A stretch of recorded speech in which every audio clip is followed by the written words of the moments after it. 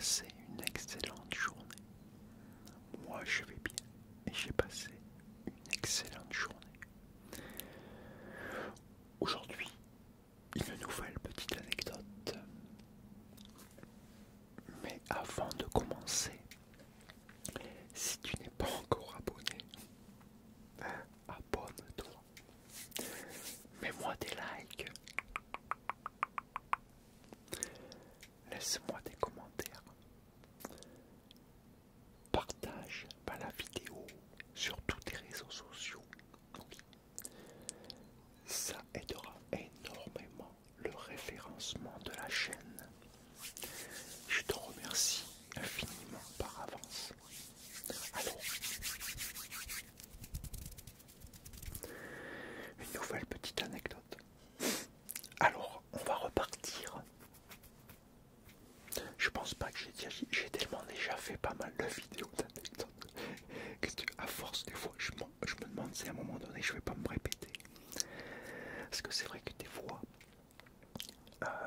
parce que ça fait il y a beaucoup d'années d'anecdotes, imagine, avec l'âge que j'ai, imagine tous les anecdotes que j'ai. Mais je me rappelle pas tout. Et c'est pour ça que je me creuse. À force, c'est de raconter les anecdotes comme ça. Il y en a certaines qui me reviennent tout doucement, mais il y en a beaucoup, je n'ai que des bribes, je n'ai que des morceaux.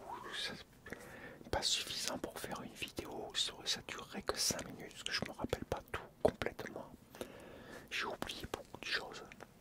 Et oui, avec les années, tu oublies énormément, surtout quand tu as fait énormément de choses. Plus tu fais de trucs dans ta vie, et des trucs différents en plus, bah t'en oublies beaucoup, quoi. T'oublies plein de choses. Puis il y a des anecdotes que tu peux pas raconter. Bon, il y a ça aussi. La plupart du temps, je me rappelle que de cela, malheureusement. Mais là, je me suis souvenu de celle-là. Alors, je vais te la raconter. Alors, j'étais à la Bastide-Clérance. Voilà, c'est quand j'habitais à la Bastide-Clérance, donc j'ai une vingtaine d'années. Parce que la Bastide-Clérance, j'y étais. Je compte pas quand j'étais à l'armée, je vais compter à la fin de l'armée. On va compter carrément à la fin de l'armée et au moment où je suis parti. Donc, de mes 19 ans jusqu'à mes 23 ans. Voilà. Parce que je suis parti de la Bastide, j'avais 23 ans et demi, un truc comme ça.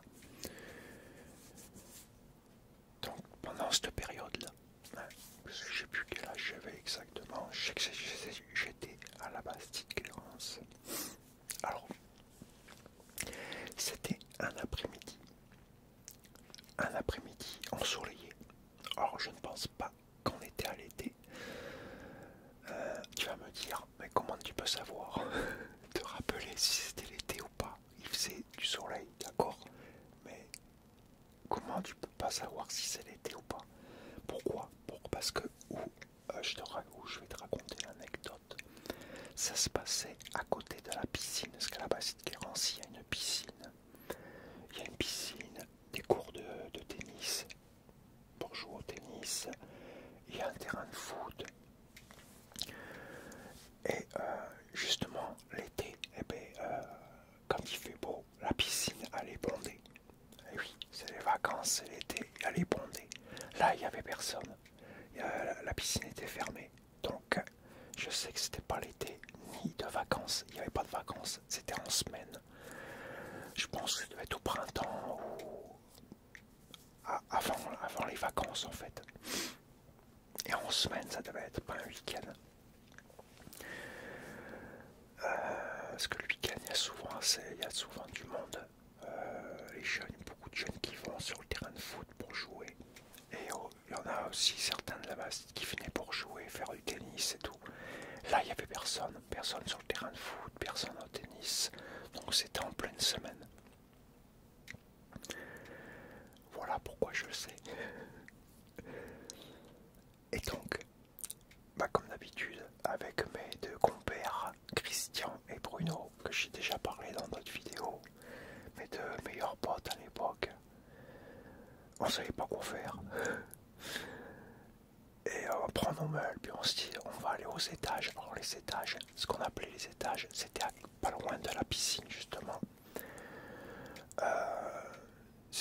On l'appelait les étages parce que c'était comme des buttes de terre, mais qui montaient comme ça, puis il y avait plusieurs étages en fait.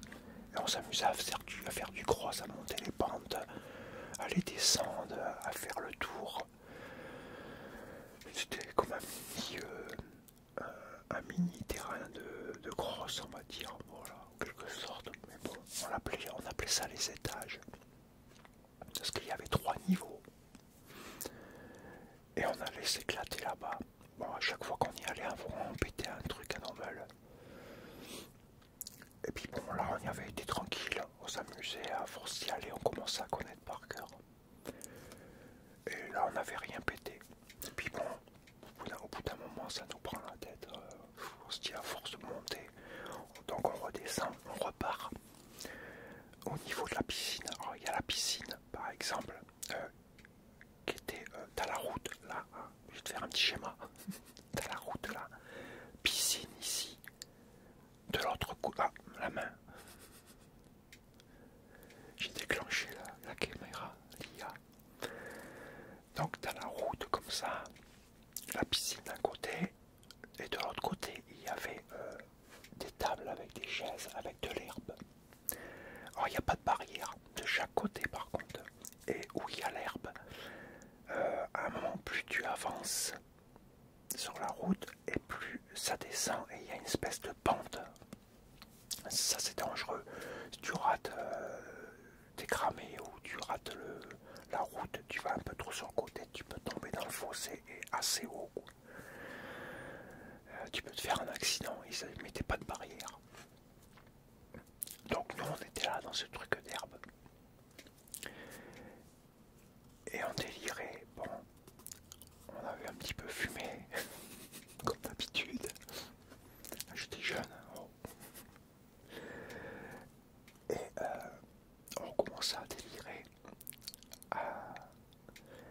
Et il y a Christian qui sort un truc en disant hey, qui est pas capable de sauter. Alors, il voulait qu'on saute.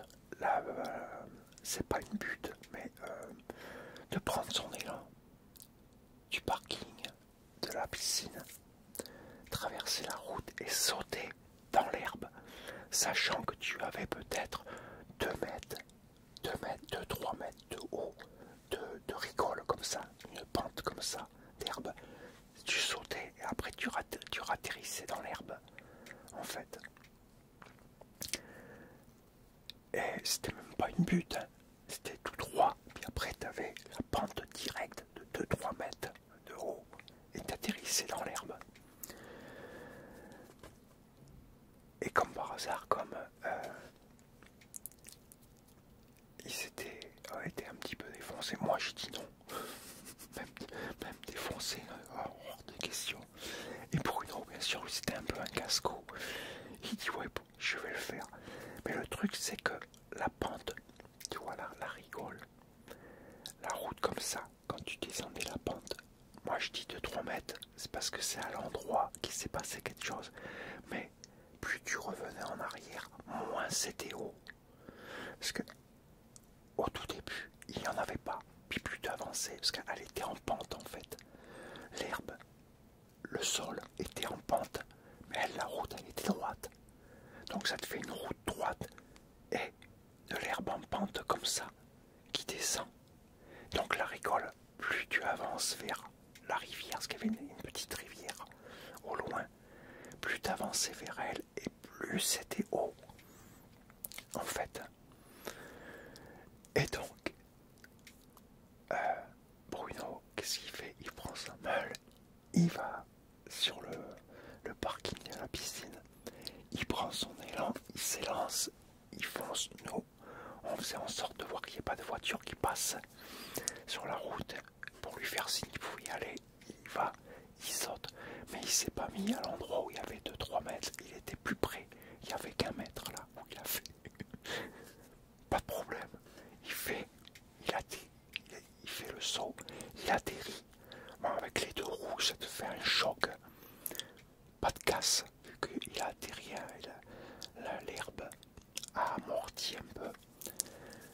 passe bien. Nous, on se fendait la gueule.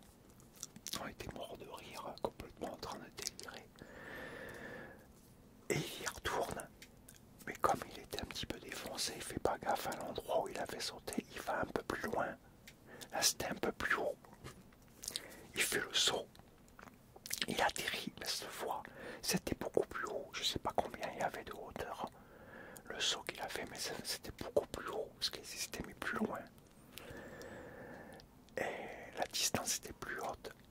Et quand il a atterri, ça a fait un bruit. Et il a rebondi, il a été éjecté de la mobilette. Il s'est pris une gamelle. Mais il n'a pas été blessé. Et la meule, apparemment, elle avait rien. Mais je pense que le châssis, il avait dû prendre une jolie bête. Je me demande s'il n'était pas un peu plié le châssis. Mais bon, il a continué à rouler avec. Donc. Et nous, on était morts de rire parce qu'en plus, Christian, il avait dit ça. Parce qu'il savait que c'était en pente et que c'était plus tu t'éloignais, plus t'avançais et plus ça serait haut. Et il y a un autre pote qui nous rejoint, beaucoup plus jeune que nous. Jean, je vous en ai déjà parlé, je crois, dans une vidéo anecdote. Jean, c'est un casse-cou aussi. Il était beaucoup plus jeune que nous, mais c'est un vrai casse-cou. Puis, il nous voit en train de délirer, en train de rigoler. Puis on lui dit, ouais, on a fait un peu grosse. Et puis, il fumait aussi. On le fait fumer et tout. Bah, il avait déjà fumé, hein, pour comment, quand il nous avait rejoint, il avait déjà fumé. Et tu as Bruno, vu il avait pu voir ce qui s'était passé, il lui sort, ouais, on s'amuse à sauter. Moi j'ai réussi à faire un saut de là-bas à là-bas. Et l'autre Jean, il fait ça, il me dit, bah, c'est pas vrai. Donc on lui dit, si, il a fait un saut de là-bas à là-bas. Il a pris son élan du parking à la piscine. Et Jean, il fait ça, il dit, ah, je suis sûr que je fais mieux. On lui dit, ouais, d'accord, vas-y. Et casse-cou comme il est, Jean, il y va, il prend sa meule. Il y va, mais alors lui, il se met loin. Il se met quasiment au fond. En fait, il se met à la limite du parking. Et à la limite du parking, si tu vas en face, c'est là que tu es pas loin de la rivière. Et c'est là justement qu'il y a pratiquement 3 mètres de haut. Et nous on dit rien et on le laisse faire. Mais je crois que maintenant avec du recul on aurait dû le prévenir. Mais bon, c'était un vrai casse-cou. Il prend son élan, nous on fait attention qu'il n'y ait pas de voiture. Il saute. Là par contre c'était un massacre. Là on a regretté après parce que on aurait quand même dû le prévenir. Tu imagines bien que il s'est pris une chute monumentale, mais la hauteur, quasiment 3 mètres, même un peu plus de 3 mètres, je crois qu'il y avait, c'était vraiment énorme parce que la meule elle a été pliée complètement, hein, explosée, la fourche pliée, la roue, c'était un 8, sa roue pliée, le cadre il a même, avec la pression, malgré qu'il est tombé dans de l'herbe et de la terre, la pression, il a même faussé le cadre et tout de la meule. Et par contre lui, on aurait cru qu'il serait vautré, c'est qu'il aurait fait un grand bond et partir loin. Non, pas de bol. Lui, il est resté truc, et résultat, c'est là qu'est arrivé le drame pour lui. Parce que, bon, nous, on a couru tout de suite vers lui. On l'entendait pas. Donc, du coup, on dit, oh putain, s'il lui arrivait un truc. Donc, on y va vite. Déjà, quand on a vu le saut et qu'on l'a vu atterrir, on s'est dit, oh là là là là, là, c'est pas bon du tout.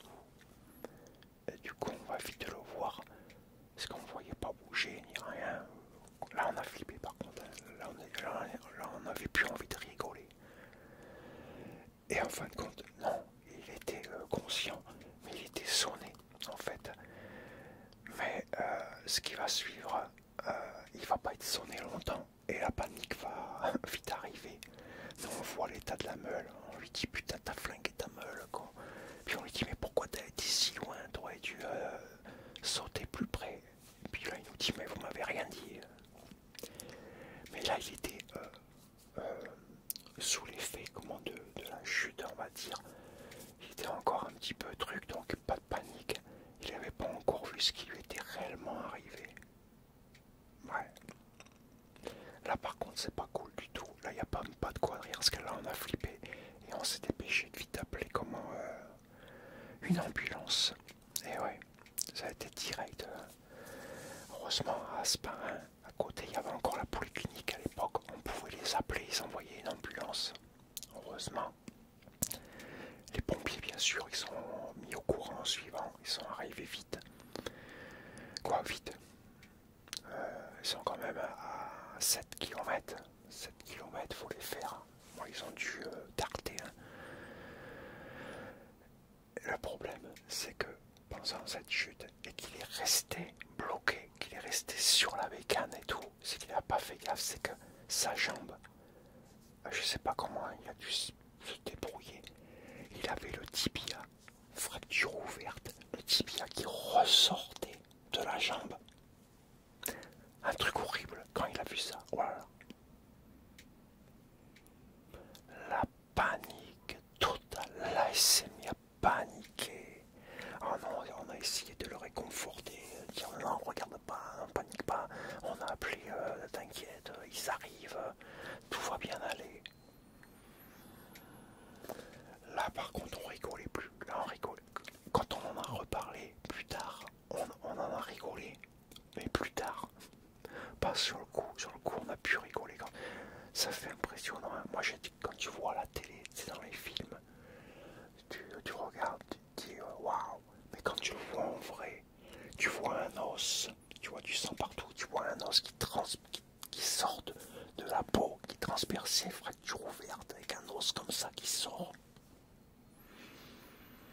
Là je dis, tu flippes là, même si c'est pas le tien. Alors j'imagine lui, la personne qui l'a, comment elle doit flipper. Moi j'imagine même pas, je crois que j'aurais flippé à mort de voir mon os sortir de ma jambe. Mais bon, heureusement il a eu de la chance. Il est tombé sur un bon chirurgien. Ils l'ont remis en place, ils ont mis des broches. Et il n'a pas eu de séquelles. Il a eu de la rééducation. Et puis bon bah il n'a pas boité. Le temps qu'il s'est remis, au bout d'un an bien remis à fond, il ne boitait pas. Aucune comment on dit,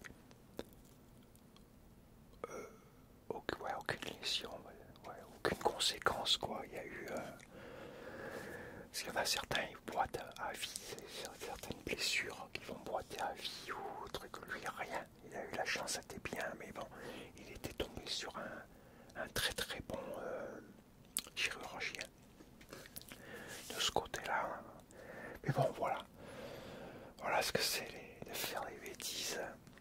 Ça peut très mal finir des fois. Nous on rigolait à l'époque. Et puis bon, sous l'effet comme on avait fumé.